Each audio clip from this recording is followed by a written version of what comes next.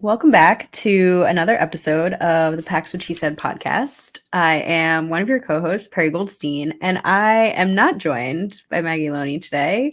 I am joined by a very special guest, a guest that I go on his show quite a bit. So now the turntables have turned, and I get to have him on my show. So please welcome Grant Bilse, Thank you, Wisco Perri. Sports Show. Is that still your name of your show, Wisco Sports Show? Hell yeah. No one's made me change it. The bosses picked it out. It's been a little over 5 years and no one's made me change it, which has been really nice and convenient. So yeah. And I feel like I disgraced the name of your podcast a little bit because I'm not a she. It's okay. It's fine. It works. Okay. It works. We are accepting of all on the show as long as you are cool with talking Packers, which these days is getting harder and harder to do. I was going to say beggars can't be choosers at this point in the 2023 Packers season for sure. Yeah. No, yeah. I'm dumb enough and I am willing to waste enough time to talk about this team. So yeah, absolutely. Cool. Because I know on your show you get to talk about all Wisconsin sports, so you can kind of gloss over this team. Yeah. Whereas all Maggie and I do is talk about how sad this season is.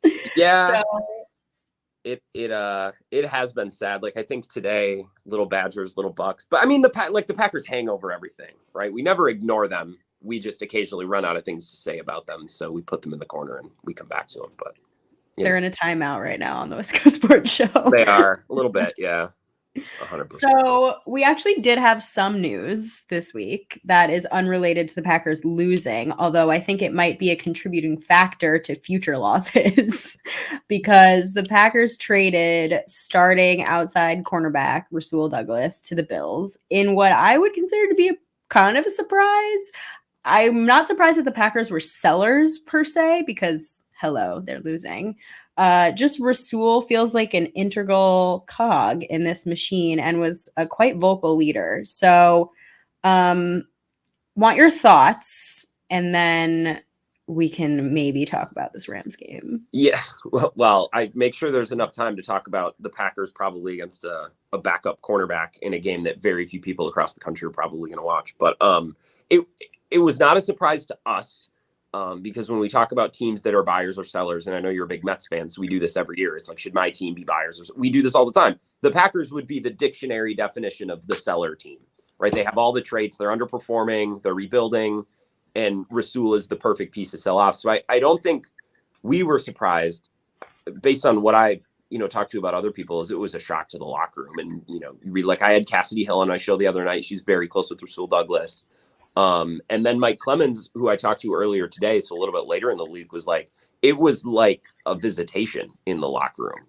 Like it was very sad. So while we look at this team and think like, oh, it makes sense for them to sell, players don't think that way. And I don't blame them for not thinking that way. So certainly a surprise and a shock to the players. I think as we get further removed from this trade, I have to remind myself, and Packers fans would probably be wise to do the same. This isn't that big of a deal in the grand scheme of things. Like Packers fans, we have a ton of main character energy. Like our team is 2-5, and we still like to think that everything this team does matters a ton in the grand scheme of the league, and it just doesn't. Basically what happened this week was a team that's not good traded a player who's pretty decent to a contender for a 3rd round pick. And I know we're like blowing it up and like this player said this, but like in the grand scheme of things, this is, I don't know, this is going to be a short chapter in Packers history one day, but it's hard to look at it like that right now. And players shouldn't. Like that's their teammate. That's their guy. It's their brother. 100%. Yeah. A few things there. One being, I mean, objectively, it's easy as a fan. Like you have no emotional connection to these guys. So you can look at this and be like, hey, Goot picked up someone from a practice squad a couple seasons ago. He contributed to this team in a very meaningful way, got a pretty big contract for a guy who was just a practice squad player, right? And then Goot flipped that and traded him and turned a practice squad, and respectfully to Rasul Douglas, you were a practice squad nobody, into a 3rd round pick. Like that's pretty dope GMing if you ask me.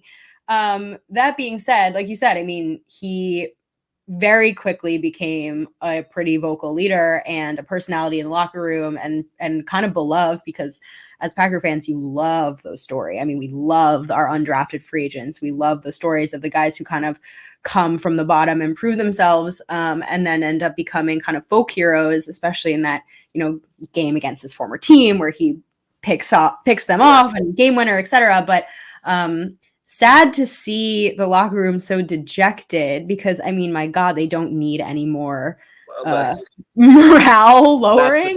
I didn't know it could get worse. And it did. Yeah. So hearing that he was surprised and hearing that him and Aaron Jones cried, I mean, I don't particularly love that, but it does sound like it kind of just fell in their laps. Like Goot was like, we weren't particularly looking to shop him. We just happened to get a good offer that we kind of couldn't refuse. And hey, what are you going to do? Gutekunst said this specifically on Wednesday, and I don't remember which beat reporter asked him about it. I think the question had something to do with balancing the here and now versus the future building of this team.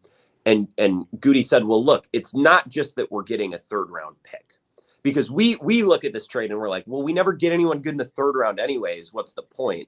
And Goody said, well, it's not just that pick, which they may or may not use that pick. They could trade up, they could trade down, they could do whatever. It's about getting that money off the books. And it's about resetting the contract of the asset or of the player, which is something we talk about in baseball all the time. My Brewers, it's young, controllable talent. Or in the NBA, we refer to players as assets and trade pieces and money to be moved around. I mean, getting Rasul's money off the books and then restarting a rookie contract to then be cheaper and to fit the timeline of this team better matters a lot. And I know it sucks, and there's plenty of Packers fans that think Goody is not a people person, and that may or may not be true. I don't know. It's also his job to at times not be a people person. And when you got Buffalo calling and saying, dude, we lost Tre'Davious White, like we really want to make this happen, and it works out well, I think Goody would be silly to turn that down. So I think all of Goody's reasoning that I heard on Wednesday checked out and made a lot of sense. I agree with you totally. And like, it's not like they sent him. I mean, not that this really matters either, because when you call with a top 100 pick, you call with the top 100 pick, but they also sent him to a contender. So like, hey, respect, go. You have a chance to now actually win. You've been frustrated as hell. You can hear it in all of your post-game pressers. Thank you for your time. Go win. Well, and something that you said, like, this is a pretty slick piece of maneuvering from Goody to pull him off a practice squad and then to eventually flip him for a third. This is a pretty slick deal for Rasul Douglas, too, to be an unwanted player without a home, to come into Green Bay, to ball out, to get a contract with years of future security. It's not working out in Green Bay, so now you get to go to Buffalo. Like, Rasul Douglas isn't suffering here. This is a pretty slick deal for everyone all around, even if this week it's very sad. Yeah. And I can't pretend to understand what it would be like to be putting your all into a team, into a franchise, and then to have the person in charge of that franchise tell you that you're not wanted here anymore. Even though that's not really what it's about, that's what I would totally hear. And I'm sure that's what it sounds like to players too. So I'm sensitive to all of that. But it's a pretty slick deal for all involved when you really think of the last couple of years and then what's to come this year and beyond. I think it worked out pretty well for everybody. I agree. We had predicted, Maggie and I, before the week, we actually thought the Packers wouldn't do anything because that felt very Packers to just like simply do nothing. So I was pretty surprised. My prediction actually would have been them moving Preston Smith. So I was a little surprised about Sewell, simply because like the secondary is not great. Like, right, like Jaw's been really dealing with his back injury. It seems like he's progressing fine, but then, we watched Russell Wilson totally pick on Carrington Valentine for an entire game. And again, like look, we're not in contention here. Why not give the seventh round pick, a shot? Sure. I think I would feel differently about this trade if you had Eric Stokes like fully healthy again and just playing on the boundary. And then you're like, well, we had an overabundance of riches in the cornerback room anyway, which we will. I mean, in theory, given that like Eric Stokes actually ends up like being totally fine. So it would work out. Just right now, it feels all of a sudden quite thin. Yeah. So like part of why I love my job. So I produce a 4-hour show during the day and then I do my own show. So I'm responsible for filling like 6 hours of content. So I get to hear opinions of so many other people. Like we had Ryan Wood on earlier this week. I mentioned Cassidy Hill, Mike Clemens. We had Mike Renner on earlier today. And something that I heard from a couple Packer people, and I think Ryan Wood was the first, or no, it wouldn't have been Ryan. I bet it would have been Cassidy yesterday, who said, like, let's get this clear. This is not trading depth from a position of strength here. Like, they don't really have much at corner. So this is Goody kind of independent of the rest of the roster, making a decision based on one player, which, like, I guess if you don't need Rasul Douglas anymore and you like the return, then you don't need Rasul Douglas anymore and you like the return. And I guess whoever else slides in, it's not like the defense has been playing lights out and the team's winning anyways. But that's definitely important detail to recognize is, like, there's not really a great option behind him, especially with Jair's injury. Like, this is Joe Barry. I mean, I can't imagine Joe Barry is feeling awesome all the time about his job and the way that his defense is going. I can't imagine he felt great knowing that he was about to lose Rasul Douglas from that secondary, who's been one of the guys who's been playing like the best, I would say, on that side of the ball, which is pretty unfortunate. I mean, it's hard. It is a balance, right? Because, like, you look at this and you're thinking, I mean, they're not going anywhere this year. They're 2-5. The chances they turn this around are pretty slim based on the way the play has been on the field. You never want to actually, like, tell your guys, like, hey, we're going to just, like, start selling because we don't really believe in you. But that's kind of what the trade deadline shows. Like, if you're sellers at the trade deadline, it's a pretty big signal about how you feel about the rest of this season, in my opinion. And yeah, I mean, they're not playing great and they still have a pretty long stretch of games ahead of them, much better teams ahead of them. So I wouldn't be feeling great if I was on that side of the ball either, but what are you going to do? It's called show business, not show friends. Is that the expression? Yes, yeah, something like that. But I think, if there's a silver lining here for Packers fans, I think the goal for this team now is for the offense to find a little bit of a rhythm and for Jordan Love and these young wide receivers to really start piecing some things together. And I think that is totally still doable. And I don't know that the absence of Rasul Douglas makes that outcome any more or less likely. Like, I think what the Packers need to accomplish this year is still in front of them. And that's not making the playoffs, but they could still totally get where they're trying to go for the rest of the year. The defense, I'm not really so sure. Like, when we think about the rebuild to come this offseason and next season, we all assume, unless Jordan Love, the switch flicks all of the sudden, and it's like, wow, the reality of the next year really changes, which could happen. I don't think it will, but I don't really know what they're going to do with the defense. The offense is like, we need to figure it out, build chemistry. What is the next step for the defense? Yeah. The defense side of the ball is hard for me because, like, I feel the same way as I did last season, right? Like, last season, they're making the same mistakes. They still have really amazing pieces on this side of the ball. Now, you're 1 year into even more contracts, so you're, like, wasting money and wasting talent, guys who are aging, guys like Preston Smith, right? Guys like Rasul, like, you paid him. What'd you do with him? And all you did was give this defensive coordinator another year. Because why? Because the Packers just had a really high turnover differential on defense for like a month. And so, like, your short-term memory is saying, oh, but the defense played really well at the end of the last season. Like, yeah, this was just such a waste on that side of the ball for me. So if there is a silver lining in this year, like, I hope they blow up that side of the ball this offseason. Like, not just new DC, but, like, I want new assistant coaches. I probably want them, and again, this is, like, a little callous, but, like, I probably want them to go, like, full youth movement also on this side of the ball. If you're doing it on offense, you might as well clear some cap, just blow it up. Well, I think the idea was the offense is going to be young and inconsistent, but when they struggle, the defense can pick it up. And the defense has not been the reason that this team has lost this year. No, for sure. But the idea was they were going to be part of a support system for a young quarterback and young offense, and they can't get off the field. And they haven't been that at all. I know. And people say, well, of course they're, giving up points. They're out there all the time. But yes, because the offense is going 3-and-out, but also that's the way this defense is designed, is to give up long drives, but try to hold up in the red zone. And they've done an okay job. But I'm glad you went where you went with Joe Barry. I'm not trying to pick on the guy because I don't know that he deserves all that he gets. But yeah. I the guy who hosts our midday show, Bill, earlier today, I said, Bill, what is this year for Joe Barry? What are we doing? Like Joe Barry probably thinks the same thing. He's like, why did you just bring me back? No one likes me. No one likes the defense that I run. We're not a successful defense. Why am I here? Like I can see where this is trending in the offseason. Was this year just to make darn well sure that Joe Barry isn't the guy to revitalize his Packers defense? It's just such a waste. I have no answers for you. I mean, stopgap for like just not too much transition. But again, like time is so of the essence in the NFL. Like one season can set you back so much. And you're looking at all this young talent on that side of the ball. Like you, as in the Packers, have put so much into that side of the ball. You've got a first round pick who like has LVN played like 16 snaps a couple of games ago. Like, what are we doing here with this? You know, I think actually Devontae Wyatt statistically has actually had a pretty nice season so far with more opportunity. Quay Walker looks like literally the only player on that side of the ball that shows up in any kind of consistent manner.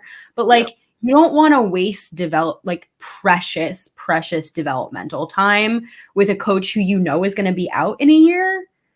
That's silly. This is what I said going into this year. I was like, a lot of fan bases and a lot of teams would look at a year like this and think this is going to suck and there's going to be nothing redeeming. But I said before the year, it's like with no expectations and with a complete reset, like there's opportunity here. Like you can use this year to figure things out, right? To try guys, to try things. This is your opportunity.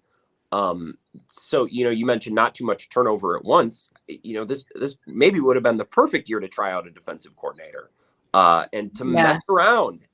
And they didn't really do that. I don't know. I mean, it'll be interesting to see what happens the rest of the season for sure. I mean, like you said, the Packers are about to play the Rams this coming week, right? They're going up against a backup QB. Like this should be like the perfect opportunity at home. At home to be like, we're not that bad. Like we can win some game. Like you should be able to beat this team coming into Lambeau. And it's sad that I actually don't feel confident at all. Well, I don't know why would you? You know what I mean? At this point, if you're picking the Packers to win, it's because you're optimistic and you just hope that they can and hope that they will. I think Jesus, one win, just having something to celebrate, even if it's not pretty, you know, even if it's riddled with penalties. And I remember a couple weeks ago, you did Pack-A-Day with Andy and Alex, and you guys kind of talked about this. I think it was probably the Raiders game. And you're like, I don't know that I'd feel that much better about this if the Packers would have stolen a win at the end. And I think in the aggregate, in the big picture for the season, you're right. Like if the Packers win coin flip games against the Raiders and the Broncos, and they're instead of 2-5, they're, what would they be? 4-3, the record would be different. You know what I mean? That doesn't make them a better team. That just means that they won really two ugly games. But I'll take it because these guys will take it. Like to just get the monkey off your back and to get a breath of air, especially now after Rasul Douglas has been traded. Like I don't care if they win this game 9-3, like that game against the Jets in 2010. Like you just need some sort of win so everyone can relax, and I think that would help them then continue to make progress, or to continue to make progress. I agree. So I'll take it. I know. I agree with you. I think I said that again, like I feel like every game this season is like in context for like what we've seen previously, right? So like in the Raiders game, you're coming off of a Saints game where like the offense was clearly bad. The defense was not the problem in either of those games. And you're like, did they really deserve to win? They kind of shot themselves in the foot. Like maybe try to learn from this. Okay, we're a couple games removed from that abysmal game. The Raiders are terrible. They've already fired their head coach. They have already benched their starting QB. And you're like, this game feels so far away from where this current Packers team feels like they are, that now I'm like, I'm with you, where I'm like, this team needs to learn how to win. Like they're so young. They cannot get dejected. You cannot turn this into a locker room that doesn't know how to win, right? Like that was something Aaron Rodgers always said in all of his seasons, which is like, when you walk into this locker room, you understand that this team wins. Like that is the mentality in this building, and they need to keep that energy. They need to keep that philosophy, because you don't have that many guys anymore, especially with one extra one gone from a previous regime that knows what it's like to always be playoff contender, Super Bowl contender, above 500 teams. Yeah, well, and I like what you said, and as someone who hosts a radio show and tweets a lot, like the context around comments and takes changes very quickly, right? So I'm definitely like, we will take an ugly win now, but going into that Raiders game, you got to remember, where we were coming from. What game was the game? It was the Lions game, right? And then they had 9 days off because it would have been Thursday night. Yeah. No, it would have been 10 or 11 days off, Thursday night to Monday night. So they were 2-1. Yeah. And I'm thinking, all right, this is a chance to get right. The Lions were way better, so it's understandable. The Lions are an elite team. So with all this time off, you figure out what was wrong and you come out against a Raiders team that can be had. And let's see it in front of a friendly crowd in Vegas. And it was so bad right from the jump where it's like, okay, this game has already been a failure. Like my hopes coming into this game, my plan for what this game could be is already in the tank in the first half. So a win on that night, it would have been nice for a win, but also that game was falling short of my expectations and hopes. That's no longer the case. I don't have expectations going into games. So the context around these games has changed. I'll take an ugly win. Whereas I think a month ago, I'd feel very different about an ugly win. Grind it out. I think also we've been seeing and it's not good, right? The offense can't score in the first half, but they're clawing their way. Like it's till the clock strikes 0 that this team is battling. And there's something to be said for that. I think totally. There really is. And so it would be nice because the last couple of games you're like, okay, one more drive. Like they're never really like that far out of it either. It's like 2-score games. Like you could come back from 2-score games. The Lions game is the only one that was like, all right, we're done. We're done here. I'm willing to just put that game to the side because the Lions are awesome. The Lions are very good. That Thursday night game was more about me saying, okay, the Lions have arrived. Like this is a team that's ready to shed the loser tag and come into a divisional rival on a short week at night and win. So that Thursday night game was as much to do about the Lions as it was the Packers. Yeah.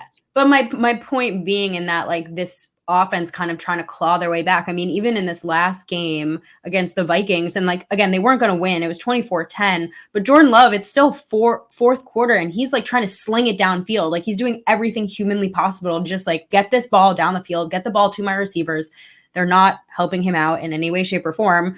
It is possible to me that, and I think the Rams are a perfect example of this in like, this can one of those fourth quarter drives turn into 7 instead of turn into 3 or turn into 0? Yeah. Like, can we step up for our quarterback here and do something and have like, look, I don't want them to be behind because they can't score in the first half. That's a side note, but like there are moments where I felt like this team could claw their way back into games and it just hasn't happened. It's like that kind of coin flip situation. So yeah, I mean, if it's ugly and they claw their way back in the fourth quarter for a comeback drive, amazing. Like this team to your point, like this team needs one of those like galvanizing moments.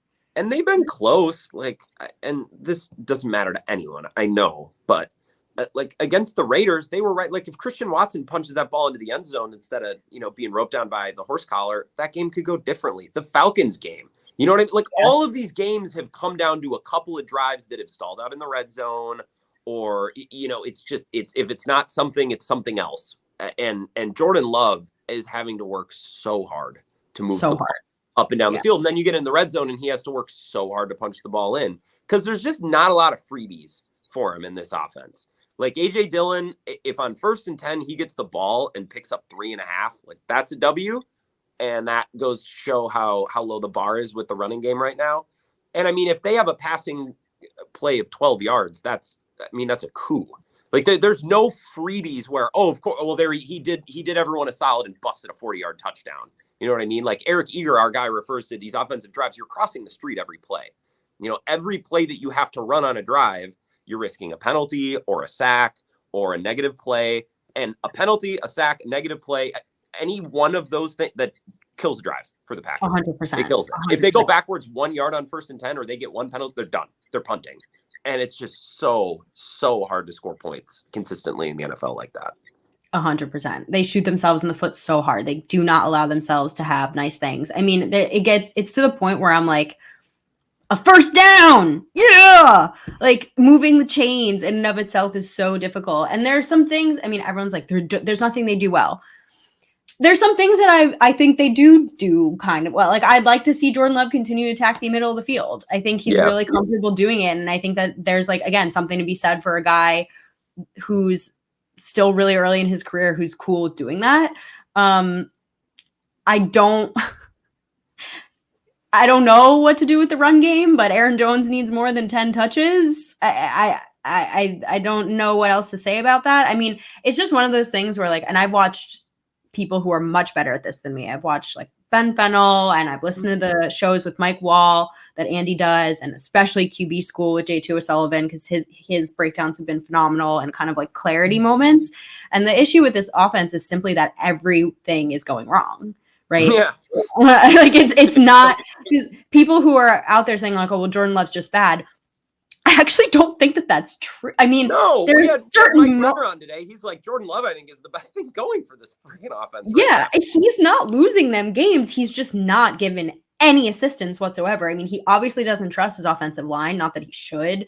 They cannot, like you said, you get 3 yards in the run game and you're like, woo, positive play. And his receivers have bricks for hands these days, and, like, sometimes are running wrong routes. So any one moment, any one play where one of those players out of the 11 is doing something wrong, things break down. And on every single play on the Packers offense, someone is doing something wrong. And so you're just watching that happen. But I think over the next 10 games, my hope, and this is just me being an optimistic fan because I'd like to trust development and I'd like to trust Matt LaFleur because I'm not ready to give up on him as a coach yet, something's going to have to click.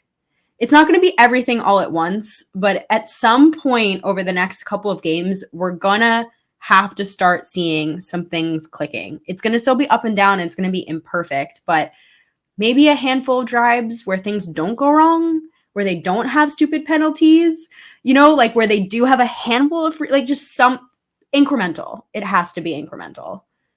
Yeah. I like Matt LaFleur too much to think that the rest of the year is going to look like this. I still do. I know a lot of Packers fans don't. I still do. I have enough, and maybe it's, my priors, but I have enough evidence the last couple of years to think that Matt LaFleur is a better offensive coach. It's hard to put out a fire when everything is on fire. You know what I mean?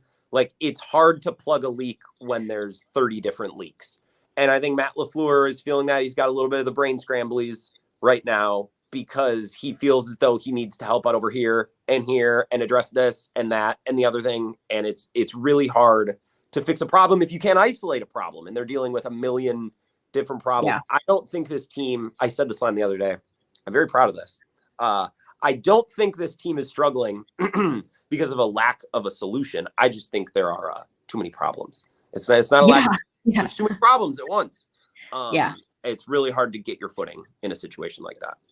I totally agree. And that's why I think, like, slowly things are going to have to start to click, because they're going to fix one problem and it'll start to look better. And then they can focus on another problem and it'll start to look better. Like, I really genuinely do believe that that's going to happen. I just think there's too much young talent. And like you said, I still, like, Matt still gets the benefit of the doubt for me. I still think he's an incredible coach. I still think some of the things that he's, like, putting out there, or at least trying to get them to do, are really creative and really fun. It's just not getting executed properly.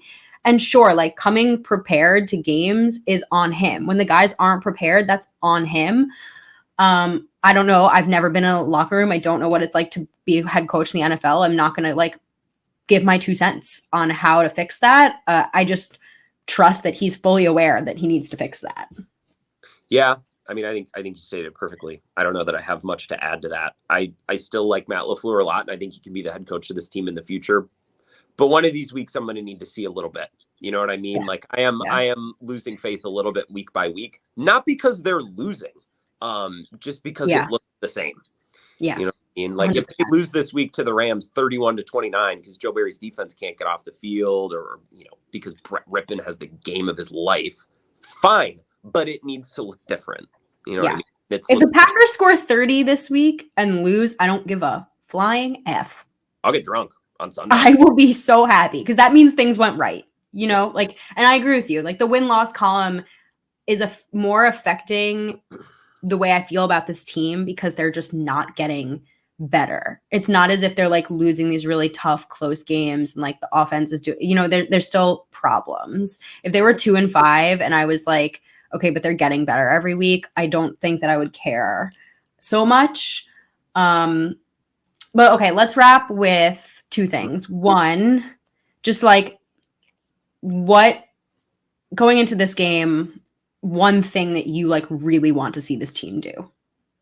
Dobbs and Watson. I want those two guys to look like they have played another year of football compared to all of the guys around them. That doesn't mean that they both need to go out for 200 yards, but I should be able to tell when watching those two that they have a year of experience and maturity that some of the other guys don't have. And honestly, I haven't seen it. Honestly, the guy who I've been most impressed with is Jaden Reed, and he's figuring this out on the fly. Like, so that would be my one thing. And I know it's two players, but they're kind of in the same bucket because they're in the same situation. Yeah. And Jason Vrabel said this week that, this is the healthiest that Watson has been. He's reaching speeds in practice that they hadn't seen before. Great. But I think those two guys, that would be my thing. I agree with you. Like, those are the guys you kind of were leaning on this season going in, just being like, you're our bets. Good luck. Good luck. Thanks. But we've seen, the thing is that you can say that because you saw it last season. You saw the flashes, you saw the ability, you saw the month-long stretch of Christian Watson being an absolute superhuman. Like, they have it. So. And Dobbs strikes me as really mature in all business, but then again, so did Devontae Adams, and he had an awful, miserable second year. So, I want to be fair to these guys. Maybe it's not fair to ask your two guys to carry all the weight, but every once in a while, like maybe not every week, but, here and there. Something. I mean, to me, you mentioned Jaden Reed. I think Dontavian Wicks has had a really nice beginning to his season too, but like Dobbs has been really the only one that I find going up and like actually making plays for his quarterback when need be. Not that they give him chances to do that in the fourth quarter. We've elected to do that with Christian Watson instead. But hey, all right. Are you taking the Packers to win this game? Not with my own money that I earn. Mm-hmm. I only have so much of it. But I mean, shoot, they were favored by 3 when I checked earlier today, which there's no way in hell that line is -3 if there's a good chance that Matthew Stafford plays. And I guess, at the time we record this, something could change. But you know what? I'd pick the Packers at home against a backup quarterback. I think they're due for some things to click. I've also said that for the last couple of weeks. So take that with a grain of salt. But this team is not this bad. They haven't played half of their games yet, right? This is a 17-game season. We haven't even reached the halfway point. I know it's November 1st, but this team's had a lot of time off. And I weirdly also think that a weekly game is good for this team. So I think some things might come together. They're at home. So I'd pick them. Rhythm.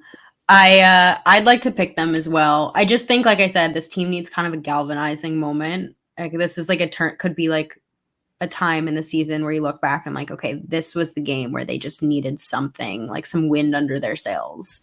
And I especially think that they better pound the rock if it's a backup quarterback. I mean, come on, like what else? Like, what else could you ask for in a game where you need to turn things around? So. I'm also not going to put my hard-earned money on anything for this team. However, I would love to walk out of this weekend with a W. My money is not hard-earned. I just don't have very much of it, so that's why I won't. That's why I won't bet it on the Packers. But I don't know. I'm hopeful. This seems like maybe, and I felt very similar things last weekend. But the Vikings are a lot better than the Rams, and their quarterback situation until Kirk Cousins got hurt is a lot better than the Rams. So. I think this could be the week. It could be. I'm not saying it will be, but I think there's plenty of reasoning to think it might be. Well, that's fandom for you, I guess. I was going to say, that's the gambling breakdown that everyone comes here for. Jesus. Yeah. It could. I don't know. You know what, though? We're out of things to say, I think, at this point. So, Grant, this was amazing. Thank you so much. I love talking ball with you. Please tell all of our listeners where they can find you, how to follow you, all the things. Well, I host the Wisco Sports Show every day from 4 to 6. It does get posted as a podcast. There's a lot of people who just listen to the podcast and they don't listen live, which I think is a fun, like that's a cool, different, that's cool. So that's fine. You don't need to listen to live radio. It's a podcast, Wisco Sports Show, wherever you find your shows. And I'm on Twitter at Wisco Grant. So I always tweet out stuff there too, if you're interested. If you didn't know, he's from Wisconsin. I am. Yes. He's in Madison, if you're in Madison, but you're all over the state now on the radio, so you can tune in anywhere. Yep. I'm in Milwaukee a bunch. I'm on for those who live in Wisconsin and listen to radio, I'm on in Eau Claire, La Crosse, Madison, up by Shawano too. So slowly but surely growing, but you can always listen to the podcast, check it out if you just want to get a little taste. You should, especially if you're a all Wisconsin sports fan. Grant does Packers, but he does Brewers, Bucks, Badgers, the whole shebang. Badgers, like a Midwesterner there. Badgers. I'm doing good, right? Okay. And once in a blue moon, you can catch me on the radio too. That's always a fun time when Grant has me on. So, Grant, thank you so much again. This was a pleasure. Good to get just like a differing of opinion or thought process on this team. Thanks, and go Pack Go. Yeah, appreciate it. Thanks, Perri.